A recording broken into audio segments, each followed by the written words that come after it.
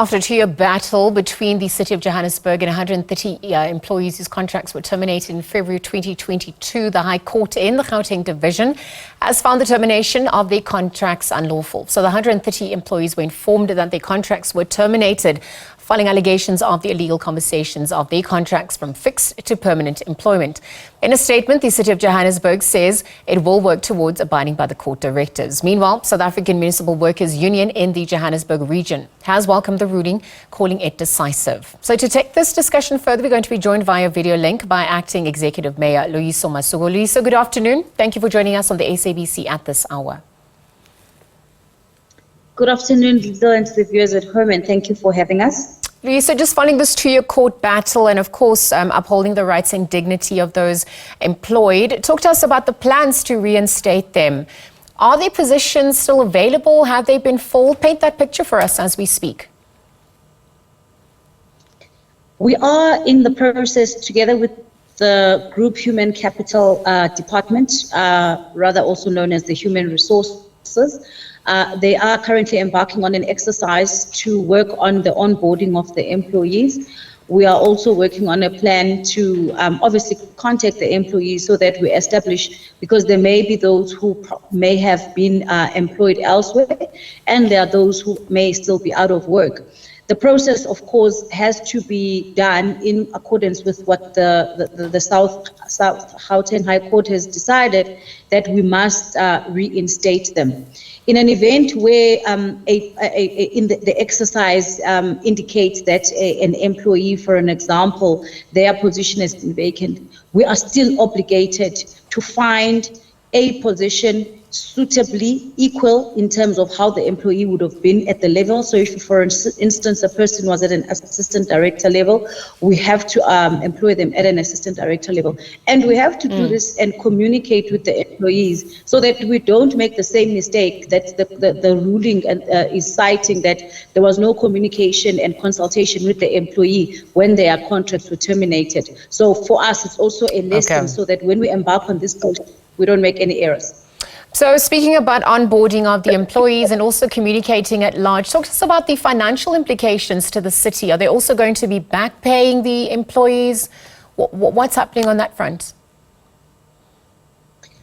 The ruling is explicit in the fact that it indicates that their termination was unlawful as at the time of their employment.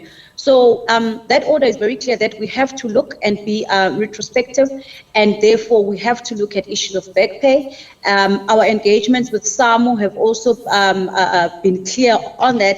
Obviously, we'll have to communicate with them and engage with them, because we do have financial constraints, but we have to look at how we're going to do it so that we are not in contravention of the order, but we are going to engage and communicate. In earnest, we would like to start with the process as soon as possible once the Human Resource Capital Department is done with assessing who is where and what were the levels of their employment in their positions, being their substantive post at the time of termination. And so what are those deadlines looking like for those 130 employees? And also just going forward, looking at the lessons learned, the obligations as well to consult and promote, a commitment to fairness and transparency. Or how will we be navigating from here and to as well?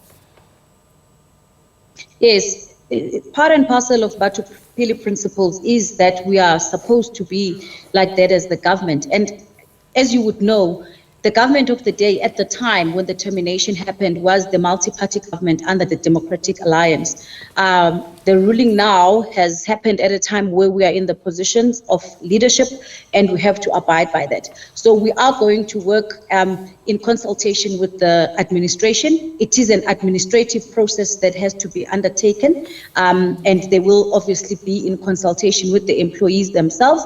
We are going to be able to give proper timelines as soon as that particular audit is done by Monday, so that we are able to then move forward. And the lessons learned really are that when you inherit a government, you are a success.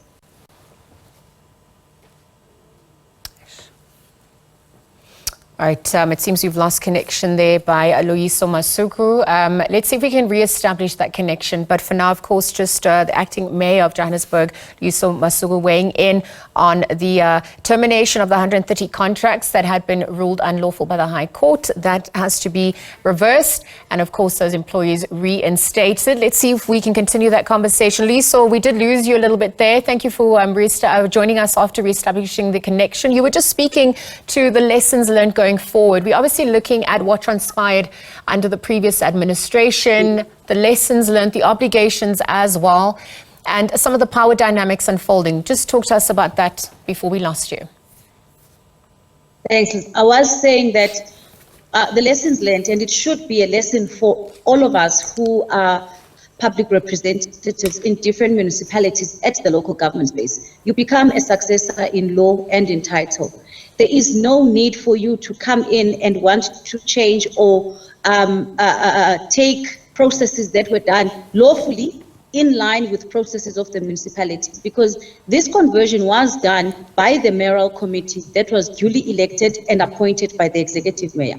So when you come in, continue with what was there, and you don't have to use the courts and purge people who would have been employed fairly. You don't have to be using the courts and waste resources of a municipality, resources that could have been utilized to provide better services, resources that could have been, you see now, this court order is actually with costs to councils. And now you have to look at paying people retrospectively for work that they didn't actually do for 2 years, because the then multi-party Democratic Alliance chose to investigate and purge these young professionals who were duly appointed in the city of Johannesburg. So ours actually is to say, coalition governments are a lesson that when you come in, accept that there would have been people who were there. There is a program, there is an SDBIP, there is an IDP. Implement for the good of the citizens, because the residents, all they want is service delivery. Residents expect us to provide services, and employees are the most important resource to make sure that those services are provided. So just on the back of that, question about why did the current administration then not reverse the decision made by the previous administration? If, they did investigate and if they did find that that was unlawful, why did they have to then wait for the courts? Just from your vantage point and your acting capacity then. Well, I can't answer for them, but what I can say without fear or favor is that they acted without understanding process, because the city has got a group recruitment policy framework that was followed by the government of local unity in 2021. So they erred, and if you look at the judgment, the order as well, it indicates that also there was unfairness in how they even instituted the process that they utilized to actually terminate these contracts. So they were also misled, and the lesson also is for officials who are employed, advise political principles properly, so that you don't find yourself in a situation where you are siding with particular coalitions. Serve the government of the day and advise them through your experience, so that you don't do things because you are under pressure. Professionals must not be pressurized to enter into political gimmicks that are going to affect service delivery and interrupt what was something that was done legally, procedurally, fairly by a duly constituted and appointed mayoral committee. And what about questions surrounding why the people who were made permanent initially were in political roles? Why were they then made permanent? How would you respond to that question as well?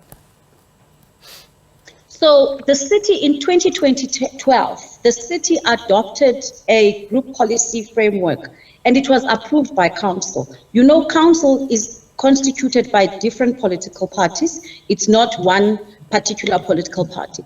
That framework was looking at how you continue with institutional memory. And if you check some of the individuals that were converted, they are not at a high level of deputy director or advisor to the MMC or the mayor or director. They are actually like at an operational level where it would be an ops manager or an office manager, so that there is institutional memory. What we have found is that a lot of times when a new government comes in, there is nobody who understands what the department does, what the office ought to do. So we looked at lower levels that are at an operational level, assistant director and below, to be the ones that actually are there for institutional memory in the city, so that you don't have this break of service delivery. Because, I mean, we actually linked it with the example that the cooperative governance had said that going forward, senior managers actually must not be on 5-year contracts. We must actually now appoint them at full-time capacity, so that institutions have stability, institutions can function, especially at a local government level, where you are at the coalface of service. Loyiso, I hear you. I think also just looking at, the issue of coalitions and political dispensation and administration at large. I mean, we also have to ask the question about why a new political dispensation would then keep cadres on political positions, especially when it's not their own people. I mean, how would you weigh in on that as well? That must have also been factored in from how you're answering.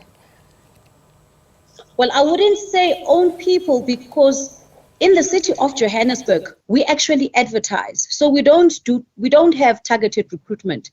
We advertise, and these adverts are actually public, both on our website and in the socials. We advertise, and it's an open recruitment process where we allow everybody to be given an opportunity.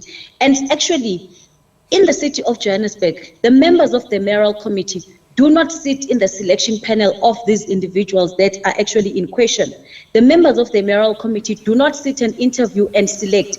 It is a pure HR process with a panel constituted within administration in the city of Johannesburg. And we've done that precisely because of ensuring that our recruitment policy is not questioned, and the process in its own is actually a fair process that can stand the test. Even when it is audited at an AG level, it is edited at a COPTA level, we're able to stand firm that we have openly done a process. We don't do targeted recruitment because we don't believe that you must just handpick people to come into an office at the level of what we expect in terms of supporting the administrative wing and the executive, including the office of the executive mayor. We also follow a recruitment process, and we stand by it because that's what we believe it. Good governance is part and parcel of one of our core strategic priorities, and we stand by that so that we deal with this issue of fairness. So it can't be true that it's just cadres who are handpicked. No, okay. We follow a clear recruitment process.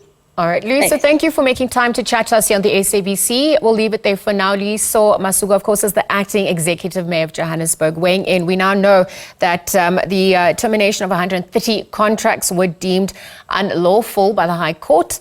Acting executive mayor Loyiso, of course, just weighing in on that matter.